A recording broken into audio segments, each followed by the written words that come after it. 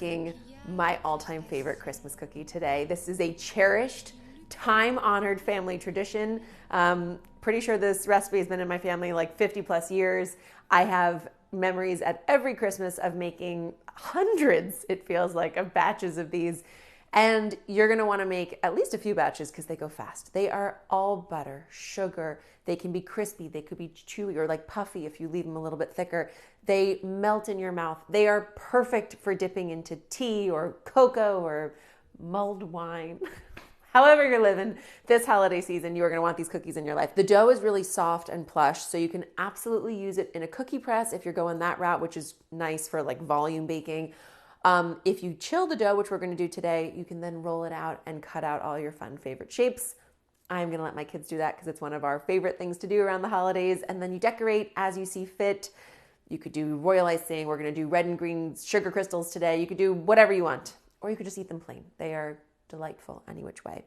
Once you get that golden brown crisp little edge perimeter and your house is smelling like the sugar plum fairy crystal gingerbread magic castle that it should, you're in business. And the dough is the easiest dough ever to make. There's a lot of ands here because I'm really excited about this recipe and because it's pretty much fail-proof. So very excited to get to share it with you today. The first thing I'm doing is just sifting some flour. And I didn't measure flour yet. I'm going to measure once it's sifted 2.5 cups of this flour. And what this is doing is it's aerating the flour, making sure you don't have any clumps, and also making sure it's not overpacked. Like I said, this is a really soft, pillowy dough. And if you over measure the flour because it's really, settled down and overpacked, then it can make the dough a little bit tougher, which is not ideal. So what I want to do is get a cup measure and do nice, full, fluffy cups. Full and fluffy. That's where we are. And I wore my most full and fluffy sweater for you today. Staying nice and cozy. Okay, 1.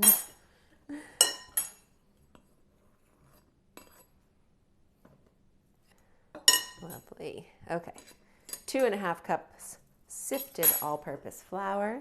I want a 1/2 teaspoon of kosher salt, just to give a little bit of flavor into our dough. You really barely taste it. It just sort of wakes up your taste buds. And then I need 1 teaspoon of baking powder. And then you just want to give your flour, salt, and baking powder a quick whisk to distribute the salt and the baking powder evenly so that your dough comes together in a really uniform way. Okay, set that to the side. Let's cream some butter and some sugar. I am just getting a dish towel a little bit damp, and that's going to help make sure my bowl doesn't go dancing around as I do the blending. You want a cup of softened butter, which is 2 sticks. I'm using unsalted because I added the salt in with the flour, but salted's fine. I just like being able to control the salt that's going into the recipe, which is why I've also opted for the unsalted butter. And then I want a cup plus 1 tablespoon of granulated sugar. Grabbing a hand mixer, unless you are bold and brave and planning to do this by hand. And always make sure you assemble it unplugged so that you don't have any accidents. And then we're just going to beat this together until it is whipped up and a little bit light and fluffy. And you saw how easily I could just put my beaters in through the softened butter. That's when you know you're in a good place. You don't want it so melted that it's just like running away from you, melted butter style. Shouldn't be cold because it won't really emulsify with the sugar the way you want it to. So nicely softened butter.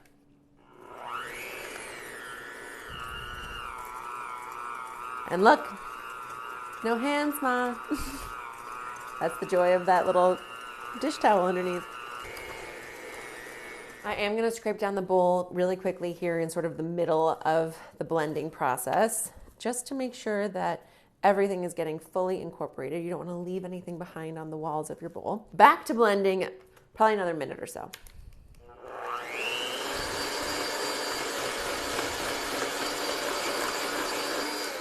Okay, so before your butter starts to look whipped or like it's broken or, sort of coming apart, stop beating. You want it just to be nice and fluffy. It's gotten that little bit of a lighter yellow color. I'm going to add 1 egg, room temperature. You know I'm not a stickler for like super precise recipes, normally speaking, but I do find that in baking you kind of have to play by the rules a little bit more. The reason you want a room temperature egg going in as opposed to one right out of the fridge is I don't want the butter to seize. I've just spent all this time building together the butter and the sugar into this gorgeous paste. The room temperature egg will just melt and diffuse throughout that mix without causing it to seize up the way that introducing coldness would make your butter hard again. 1 egg, beat it in. All right, just about 15 seconds there. Scrape down your bowl again. This is definitely a good place to do it because you want to make sure that 1 precious egg is being fully incorporated into the batter. So none of it should be left behind on the walls of your bowl. Look at how lovely and creamy that is looking. The egg just really brings it all together. And then I want at least a teaspoon. I tend to go a little bit heavier on the vanilla extract here because these are vanilla sugar cookies. And I don't use, I wouldn't use like an actual vanilla bean in here, even though it would be a gorgeous additional flavor because I wouldn't want to change the color of the cookie. I really want it. I love it. It's like the most beautiful pale yellow with the golden brown perimeter. It's just fine. But I go a little bit heavy on the vanilla extract. Beat that in another 15 seconds. And last, but certainly not least, is the secret ingredient. Fresh orange juice. We want about a tablespoon or 2. And technically speaking, baking powder has both an acid and the rising agent in it, so it is self-activating. You don't technically need acid to activate it. But I do find that this just helps bring the dough together. It doesn't really flavor it too much because there's so little, but it's maybe like a tiny, tiny bit of that essence. And if you wanted more citrus flavor, which I don't, but if you did, you could add a little orange zest in here. So I just took a beautiful little clementine or mandarin you might have around this time of year, and I'm squeezing half of it in, roughly 1 to 2 tablespoons of fresh juice. One more time. Oh, okay. The sugar, the butter, that vanilla extract hitting in, a little bit of orange juice. So good. I work the flour in by hand to this ultra plush dough because I don't want it to get overly tough. I really want to keep it nice and tender, and working by hand will give you that beautiful result. So I kind of just scrape around the sides and then press to start to saturate the butter with that flour mix. Okay, so as I've worked it through, you can see this nice ball has pulled together. It's really like, first of all, that is just lovely forgiving dough. This is the perfect stage to put it into your cookie press if that's what you're using. It is not what we're using. We are going to wrap it and refrigerate it for 1 hour. Or we could just eat the whole thing right now. I forgot how epically delicious that dough is. Parchment paper. You could definitely use plastic wrap if that's what you have. Gather your dough into a nice little ball like so. And then like with pie dough, I do my future self a favor, and I kind of press it down into a nice round disc before I chill the dough. And that just makes it so much easier once I go to roll it out to already be working at an advantage. It also will chill faster this way with more surface area. Okay, tuck it to bed. And now it is going to go into my fridge just an hour or so that the butter has a chance to set up again. It'll chill the dough. It will make it so much easier to roll out. And then we'll cut some cookies. So the dough is refrigerated for an hour. It should be nice and firm and ready to roll. See, it's not flimsy anymore. The butter is set up. And we made it easy on ourselves by pressing it out nice and flat and thin already. So all we have to do is roll it a little bit more, and then we will start cutting out some shapes.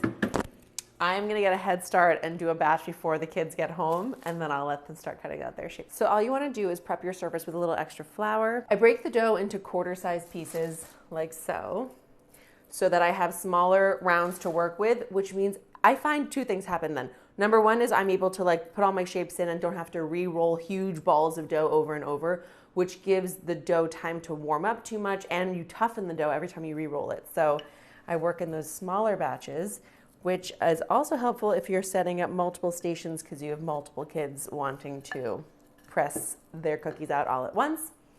I take my dough about 1/4 of an inch thick, and that's because I love when these cookies are really crisp. They just break apart in your mouth in such a buttery, incredible way.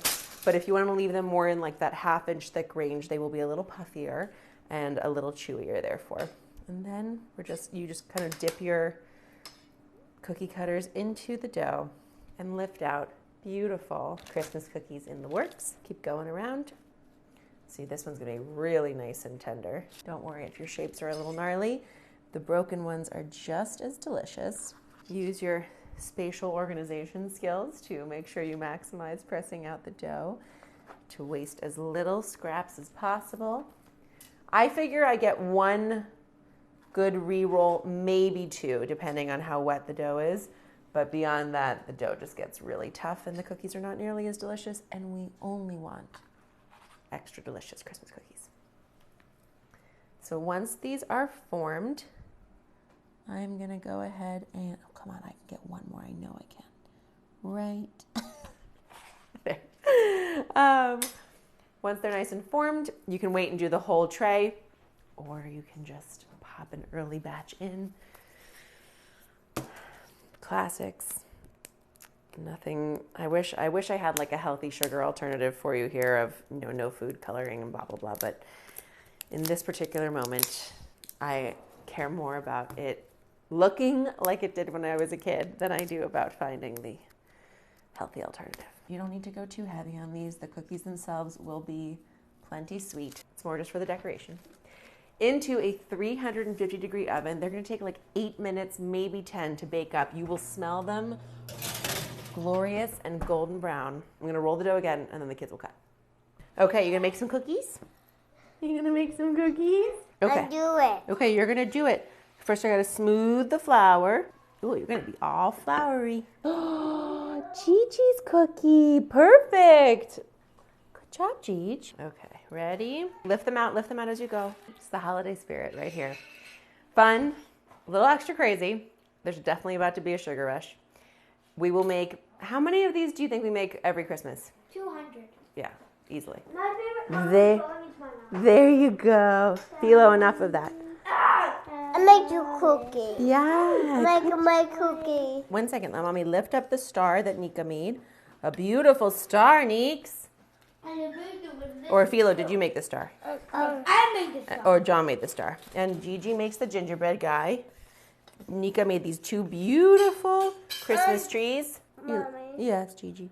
What a cookie. They're in the oven. They're going to cook. Then we're going to have them with tea. On this. That's our gingerbread guy. Undo it. You want more dough?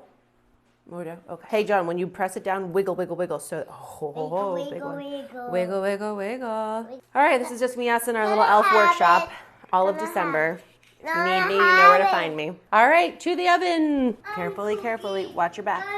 Everybody stay back from the oven. Everybody pick.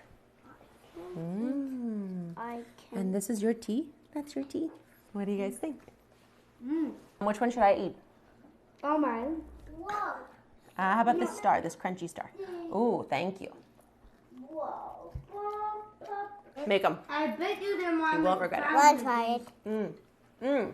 I'm trying it. Oh, extra bone. If you want to try, Extra buttery. press Extra the button sugary. on the top of the screen. Extra delicious. Extra celebratory. Extra. You gotta make them.